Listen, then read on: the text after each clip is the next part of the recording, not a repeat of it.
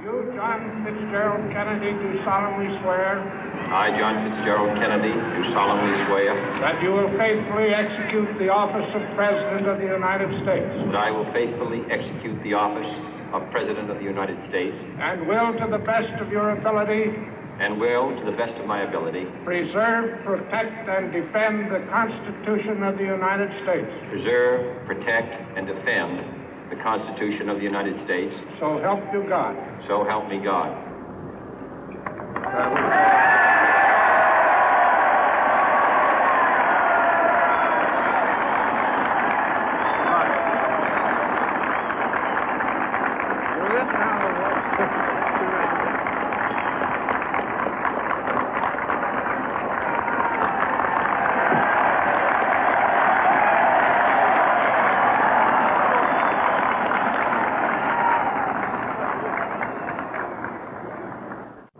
Vice President Johnson, Mr. Speaker, Mr. Chief Justice, President Eisenhower, Vice President Nixon, President Truman, Reverend clergy, fellow citizens. We observe today not a victory of party, but a celebration of freedom, symbolizing an end as well as a beginning, signifying renewal as well as change. For I have sworn before you and Almighty God the same solemn oath our forebears prescribed nearly a century and 3/4 ago. The world is very different now, for man holds in his mortal hands the power to abolish all forms of human poverty and all forms of human life. And yet the same revolutionary beliefs for which our forebears fought are still at issue around the globe. The belief that the rights of man come not from the generosity of the state, but from the hand of God. We dare not forget today that we are the heirs of that first revolution. Let the word go forth from this time and place to friend and foe alike that the torch has been passed to a new generation of Americans born in this century, tempered by war, disciplined by a hard and bitter peace, proud of our ancient heritage, and unwilling to witness or permit the slow undoing of those human rights to which this nation has always been committed and to which we are committed today at home and around the world.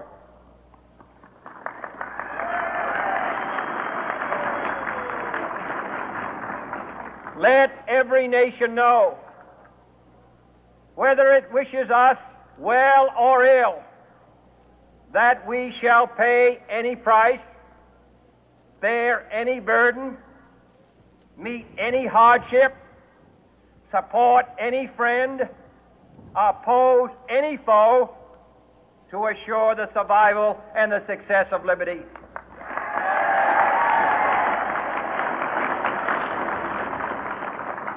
This much we pledge and more. To those old allies whose cultural and spiritual origins we share, we pledge the loyalty of faithful friends. United, there is little we cannot do in a host of cooperative ventures. Divided, there is little we can do, for we dare not meet a powerful challenge at odds and split asunder. To those new states whom we welcome to the ranks of the free, we pledge our word that one form of colonial control shall not have passed away, merely to be replaced by a far more iron tyranny. We shall not always expect to find them supporting our view, but we shall always hope to find them strongly supporting their own freedom, and to remember that in the past, those who foolishly sought power by riding the back of the tiger ended up inside.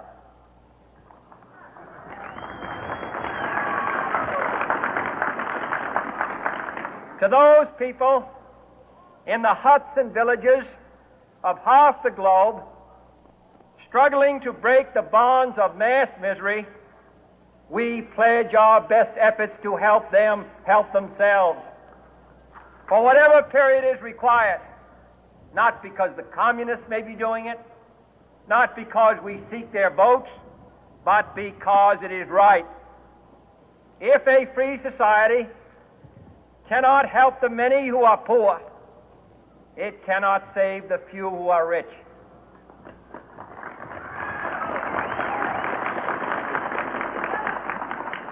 To our sister republics south of our border, we offer a special pledge to convert our good words into good deeds, in a new alliance for progress, to assist free men and free governments in casting off the chains of poverty. But this peaceful revolution of hope cannot become the prey of hostile powers. Let all our neighbors know that we shall join with them to oppose aggression or subversion anywhere in the Americas. And let every other power know that this hemisphere intends to remain the master of its own house.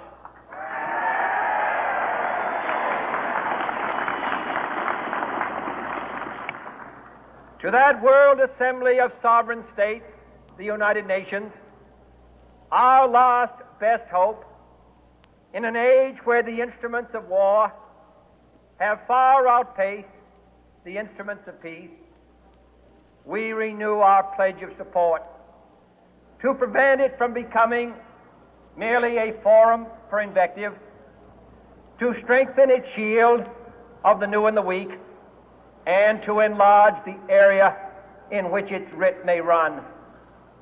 Finally, to those nations who would make themselves our adversary, we offer not a pledge, but a request that both sides begin anew the quest for peace. Before the dark powers of destruction, unleashed by science, engulf all humanity in planned or accidental self-destruction, we dare not tempt them with weakness, for only when our arms are sufficient beyond doubt can we be certain beyond doubt that they will never be employed. But neither can two great and powerful groups of nations take comfort from our present course, both sides overburdened by the cost of modern weapons, both rightly alarmed by the steady spread of the deadly atom, yet both racing to alter that uncertain balance of terror that stays the hand of mankind's final war. So let us begin anew, remembering on both sides that civility is not a sign of weakness, and sincerity is always subject to proof. Let us never negotiate out of fear, but let us never fear to negotiate.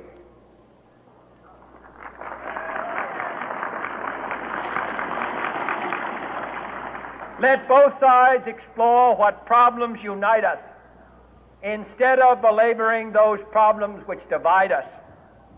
Let both sides, for the first time, formulate serious and precise proposals for the inspection and control of arms, and bring the absolute power to destroy other nations under the absolute control of all nations.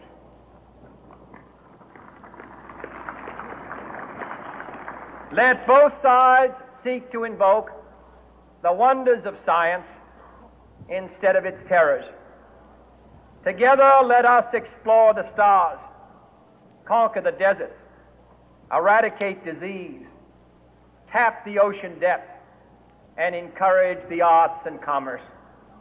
Let both sides unite to heed in all corners of the earth the command of Isaiah to undo the heavy burden and let the oppressed go free.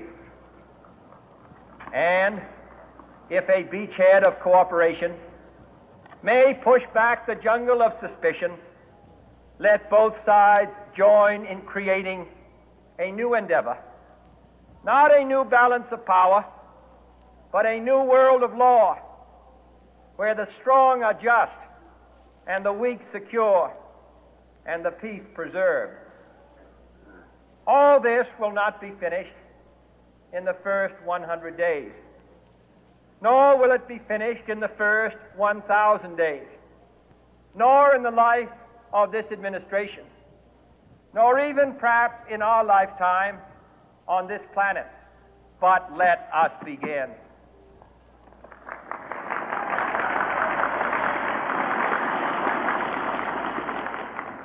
In your hands, my fellow citizens, more than mine, will rest the final success or failure of our course.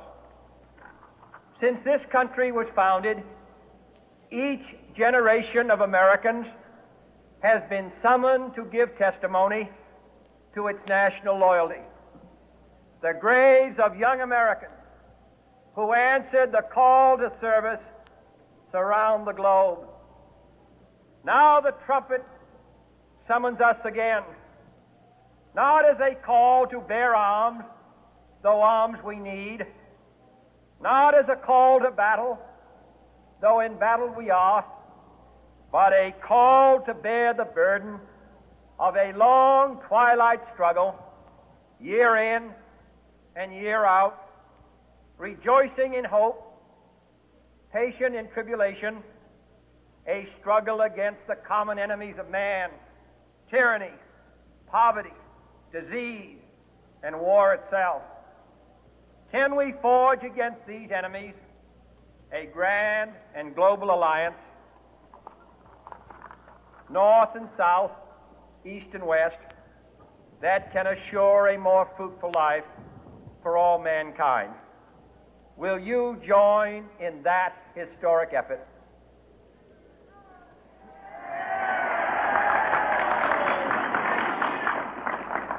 In the long history of the world, only a few generations have been granted the role of defending freedom in its hour of maximum danger.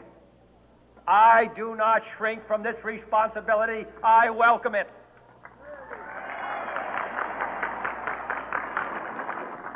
I do not believe that any of us would exchange places with any other people or any other generation. The energy, the faith, the devotion which we bring to this endeavor will light our country and all who serve it. And the glow from that fire can truly light the world. And so, my fellow Americans, ask not what your country can do for you. Ask what you can do for your country.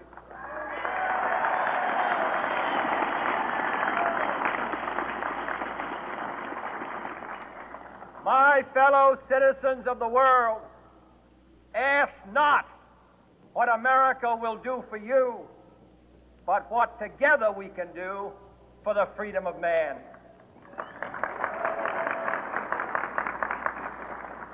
Finally, whether you are citizens of America or citizens of the world, ask of us here the same high standards of strength and sacrifice which we ask of you.